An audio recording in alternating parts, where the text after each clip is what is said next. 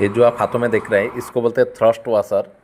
और ये जब क्रैंक फिटिंग होता है उसमें देखिए मेन बेरिंग कैप में फिट कर रहे हैं, उसका जो कटिंग पोजीशन क्रैंक तरफ होना चाहिए। और उसमें जो कटिंग पोजीशन है ना वो क्रैंक तरफ रखना ही चाहिए ऑयल रोटेशन के लिए। और ये बीच में खाली लगता है थ्रस्ट वाशर, दो नीचे दो ऊपर दो लगता है। और देखिए इसको क्रैंक को फिट कर रहे हैं, डिटेल आपको बताऊंगा। इसमें मेन बेरिंग कैप जो फिट की है, देखिए कटिंग पोजीशन को क्रैंक तरफ रखना है वो थ्रस्ट वाशर का, ये ध्यान रखना है। थ्रस्ट वाशर का कटिंग पोजीशन को क्रैंक तरफ रखना ही है। और आपको इसमें डिटेल टॉर्क सब कुछ बताऊंगा एक एक करके।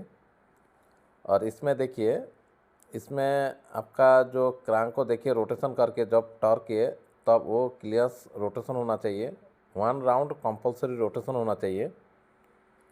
और इसका एक एक करके डिटेल बताऊंगा कि इससे क्रैंक को फिटिंग करने के बाद सीक्वेंस कैसे रखना है, क्या रखना है, वो सारे डिटेल इसमें बताने जा रहा हूँ।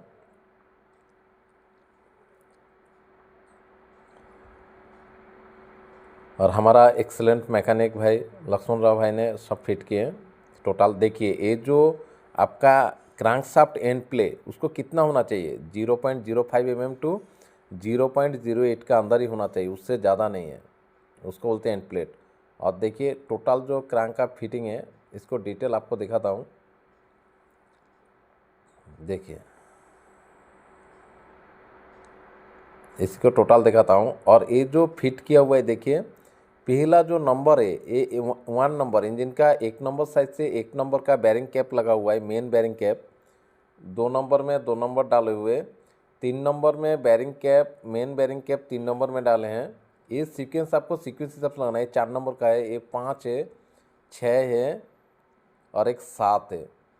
आपको जब क्रैंक फिटिंग करना है ऐसा नंबर सीक्वेंस में आपको ये मेन बैरिंग कैप डालना है। आप गलत इधर उधर मत डालिए, ताकि क्रैंक जाम हो सकता है, क्रैंक का बैकलेस भी बढ़ सकता है, एंड प्ले भी बढ़ सकता है, दोनों। और ये जो बोल्ट का मेन बैरिंग कैप का जो बोल्ट है उसका भी टाइट चेक करके बताऊंगा। और थ्रस्ट वाशर जो डाले है उसको भी रोटेशन करने का एक बार देखना है, वो फिक्स होके रहना चाहिए, वो रोटेशन नहीं होना चाहिए थ्रस्ट वाशर, ये ध्यान रखें।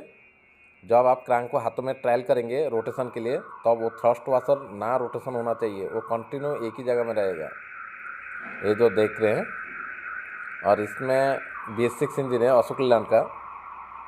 और ये जो टॉर्क ले रहे हैं हम लोग 120 LV फीट पर ले रहे हैं, और आप लोग इसमें 110 LV फीट से 120 LV फीट ले सकते हैं।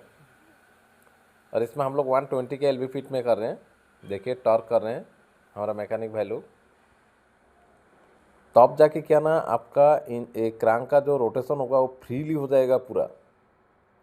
और नया इंजन में क्या होता है ना, एक टॉर्क मिनिमम रहता है, 110 में रहता है, लेकिन हम लोग थोड़ा पुराना है बोल के उसके थोड़ा टॉर्क ज़्यादा रखना पड़ता है, 120 रखें, 10 ज़्यादा रखें। और देखिए इसका जो टॉर्क कर ले रहे हैं, टॉर्क हो गए, ये जो टॉर्क आपको दिखा देता हूँ, 120 LV फीट पर हम लोग टॉर्क किए हैं। और ये देखिए रोटेशन करके भी आपको दिखा देता हूँ, रोटेशन करने से कितना फ्रीली है। देखिए 1 राउंड का ऊपर 2 राउंड करीब रोटेशन हो रहा है।